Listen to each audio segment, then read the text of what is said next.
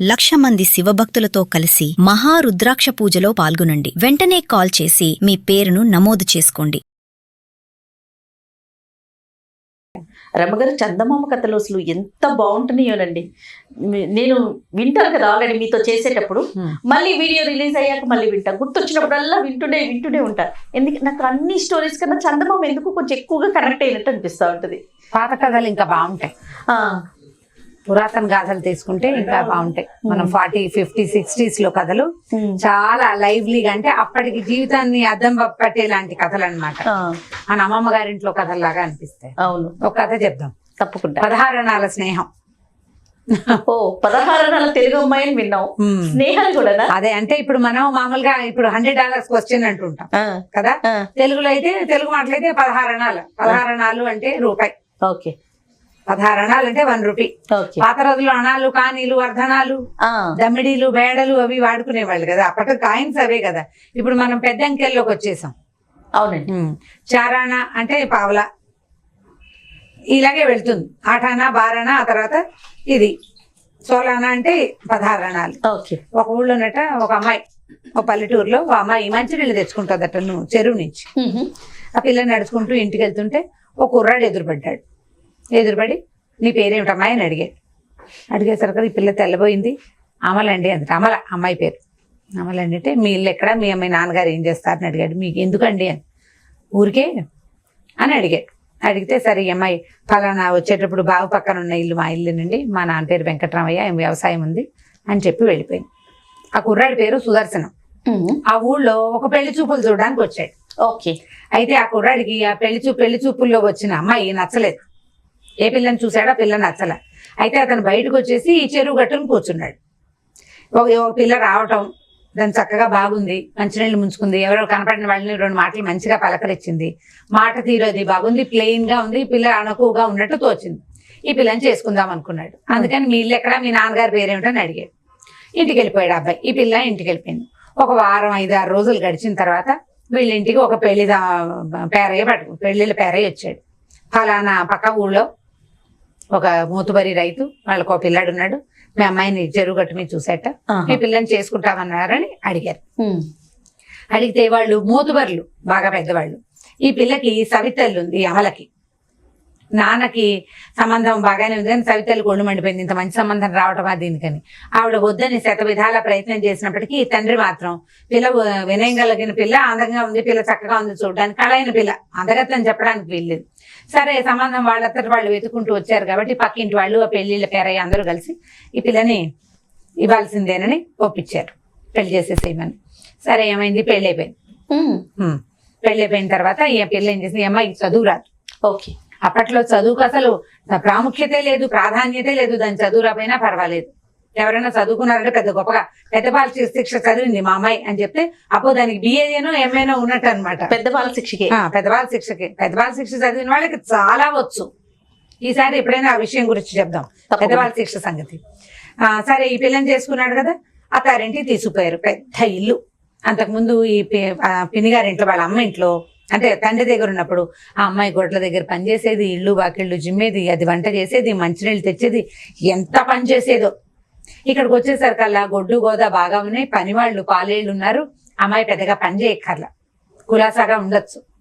కానీ అమ్మాయికి ఒక 3-4 రోజులుగా పిల్లకి ఏం అర్థమైందంటే మామగారికి తన మొహం గిట్టట్లేదని అర్థమైంది. పెళ్లి చేసుకున్నప్పుడు బాగా ఏదో ఉన్నారు సుమారుగా, ఆయన అంత స్నేహంగా ఏం లేడు. ఇప్పట్లో లాగా నాన్నలు పిల్లలు కలగలుపుగా మాట్లాడుకోవటాలు అవి పాతకాలంలో ఉండేవాళ్ళు కాదు. నాన్నలు గంభీరంగా వాళ్ళ పనులు వాళ్ళు చేసుకుంటూ ఉండేవాళ్ళు. పైగా వ్యవసాయాలు అవి ఉంటే ఇప్పుడు బిజీగా ఉంటారు. ఈ అమ్మాయికి ఒక 4-5 రోజులకు అర్థమైంది మామగారు తన పట్ల సుముఖంగా లేడని, అసలు తన పెళ్ళే ఆయనకి ఇష్టం లేదని. అయితే ఏంటంటే ఆయన స్నేహితుడు కూతురుని చూడడానికి ఈ సుదర్శనం ఆ ఊరు వెళ్ళాడు. ఓహో.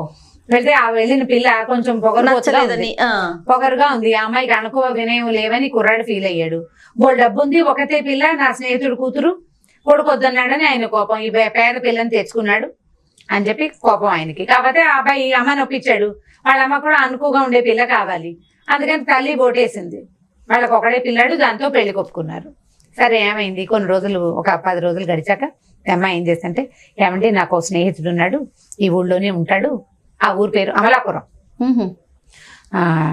మరి అడ్రస్ అది ఆయన ఎప్పుడో కాగితం రాసి పంపించాడు, నా దగ్గర ఉంది, ఆ కాగితం చూపిస్తాను, ఒకసారి ఆయన చూడాలండి, చాలా సంవత్సరాలు అయిపోయిందని చెప్పింది భర్తకి.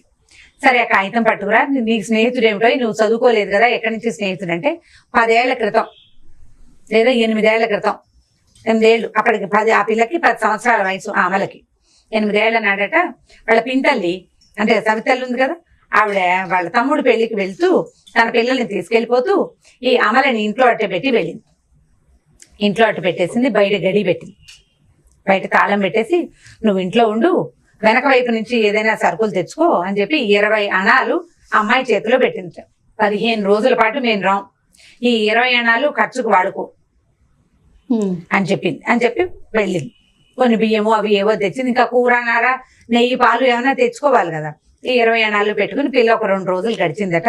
ఒక ఆయన ఎవరు ఇదేం చేసింది, తాళం వేసేసింది పిన్ని, బయట రోడ్ల మీద తిరగడానికి వీలు లేదు, మీ పిల్ల రోడ్డు మీద తిరిగిందంటే వచ్చాక తంతుంది, అందుకని ఆ కిటికీ దగ్గర కూర్చుని బయట నడిచే వాళ్ళని చూస్తోందట. చూస్తుంటే ఒక ఆయన ఎవరో పెద్ద మనిషి, చక్కగా పంచాయతీ కట్టుకున్నాడు, పెద్దవాడు, చూడ్డానికి మనిషి బాగానే ఉన్నాడు.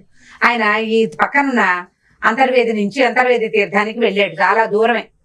అక్కడి నుంచి తిరిగి వస్తుండగా ఆయన సంచి పోయిందట, రూపాయి లేదు ఆయన దగ్గర, బండికి బాళ్ళకి కూడా ఆయన దగ్గర డబ్బులు లేవు, ఆహారం తినలేదు. ఎవరైనా సహాయం చేయండి, అమలాపురం మా ఊరు వెళ్ళగానే, అమలాపురం అని చెప్పలేదు, మా ఊరు వెళ్ళగానే నేను డబ్బులు పంపిస్తానని అందరినీ అడుగుతున్నాడు. అడుగుతూ ఆయన ఏం చేశాడు, అటు ఇటు తిరుగుతూ వచ్చి వీళ్ళ అరుగు మీద కూర్చున్నట్టు.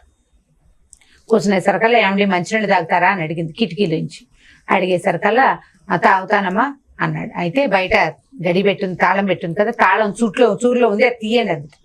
ఇదేమిటమ్మా తాళం వేసి నిన్ను లోపల పెట్టారంటే మా పిన్ని ఇలా చేసిందని చెప్పింది. తాళం తీశాడు. ఈ అమ్మాయి ఏం చేసింది, తాళం తీర్చుకుని ఆయన లోపలికి వచ్చాక అసలు మంచినీళ్ళు ఇచ్చింది. పొద్దున్నే అన్నం వండుకుని, ఏమిటి 2 పూట్లకి ఓ పూటే అన్నం వండుకోమనేది వాళ్ళ పిన్ని. పొద్దున అన్నం వండుకుని, పొద్దున కూర వండుకుని, పొద్దుటి వాటితోటి రాత్రికి తినాలి. ఏం చేసింది, ఆయనకి అన్నం తింటారండి, కొద్దిగా అన్నం ఉంది పొద్దున్న వండుకున్నది నేనంటే, 10 ఏళ్ల పిల్ల తినే అన్నం ఎంత ఇంత ఉంటుంది, అది మిగిల్చుకున్న అన్నం ఎంత ఉంటుంది. సరే పొద్దున పెట్టుకుని చారు పోసి కాస్త మజ్జిగ చేసి పొద్దున అన్నం వార్చుకుంది, ఆ గంజిలో మజ్జిగ పోసి ఆయనకి అది గంజి తాగడానికి ఇచ్చింది. అక్కడి నుంచి పక్కంటి పిన్ని ఆ అమ్మాయికి 2 అరటిపళ్ళు ఇచ్చింది.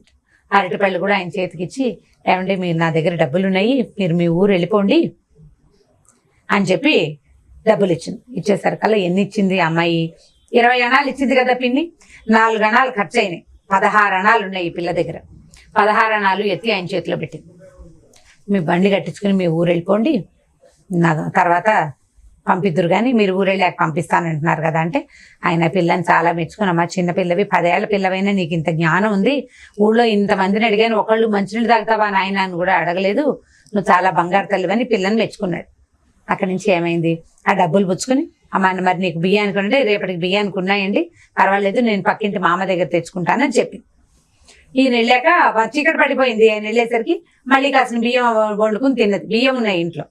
సరే ఈయన వెళ్ళిపోయిన ఆయన ఒక 3వ రోజున ఒక పాలేరు పనివాడు వచ్చి 100 రూపాయలు ఒక పట్టు లంగా పట్టుకొచ్చి ఇచ్చారట.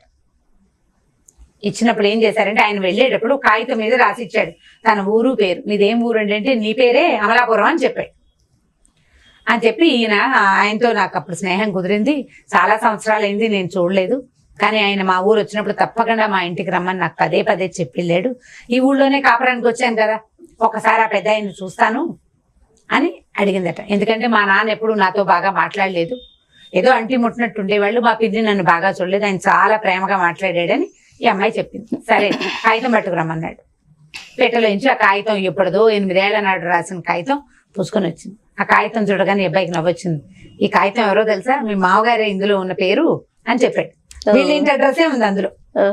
దాంతో ఆ అమ్మాయి తెల్లపోయి, నేను గుర్తుపట్టలేదండి, 8 ఏళ్ల నాడు పిల్ల, 10 ఏళ్ల పిల్ల, 18 ఏళ్ల వయసు వచ్చాక గుర్తుపట్టద్దు. ఆయన ఆ పిల్లని గుర్తుపట్టలేదు. పైగా పెళ్లికి మాటలకి దీనికి ఆయన ఆ ఇంటికి రాలా, వాళ్ళ దగ్గరికి రాలా, అంతా పెళ్లిళ్ళు పేరయ్యే మాట్లాడాడు, ఎక్కడో పెళ్లి చేశారు. ఆ ఊరొచ్చి ఆ ఇంట్లో గనక వస్తే ఏమైనా గుర్తుపట్టేవాళ్ళేమో, అయినా గుర్తుపట్టలేదు. దాంతో ఈయన కుర్రాడు వెళ్ళి వాళ్ళ నాన్నకి, నాన్న ఈ కాగితం నీ చేతి రాతే ఎవరికి రాసి ఇచ్చావో గుర్తుపట్టమని ఆ చేతిలో పెట్టాడు. చేతిలో పెడితే ఆయన కాగితం చూడగానే నాకెందుకు గుర్తులేదు, నేను వాళ్ళ ఇంట్లో అన్నం తిన్నాను, 10 ఏళ్ల పిల్ల నాకు అన్నం పెట్టింది, 16 అణాలు ఇచ్చింది నేను ఈ ఊరు రావడానికి అన్నట్ట. నాన్న నీ 16 అణాల ఫ్రెండ్ ఎవరో కాదు, నీ కోడలేనే నా పిల్లని తీసుకొచ్చి చూపించాడు. ఇప్పుడు బాగా క్లియర్ గా చూస్తే ఆయనకి కొద్దిగా చిన్నపిల్ల మొహం కనపడింది అనమాట. ఆయన చాలా సంతోషించి భగవంతుడు ఇట్లా చేశాడు, నా 16 అణాల రుణము ఇప్పుడు ఆయన సంపాదించిందంతా కోడల చేతికే కదా వస్తుంది. స్నేహితుడు కూతురుని చేసుకోలేదని నేను కోపంగా ఉన్నాను, కానీ నువ్వు నా స్నేహితురాలనే నా ఇంటికి తెచ్చావని ఆయన సంతోషించాడు. కథ కంచికి మనం ఇంటికి. ఎక్సలెంట్ ఉంది రమ్మగారి స్టోరీ. చిన్న కథ కానీ బాగుంటుంది, చాలా బాగుంది. నేను మొదట్లో చదివిన చందమామలో అనమాట. నా 7th year 2nd class నేను. ఓ అప్పటిది చాలా బాగుందండి. పిల్లలకి చెప్తాను కూడా ఇంట్రెస్టింగ్ అనిపిస్తుంది. ఓకే రమ్మ గారు, ఇంకొక స్టోరీతో కలుద్దాం. తప్పకుండా చేయాలి.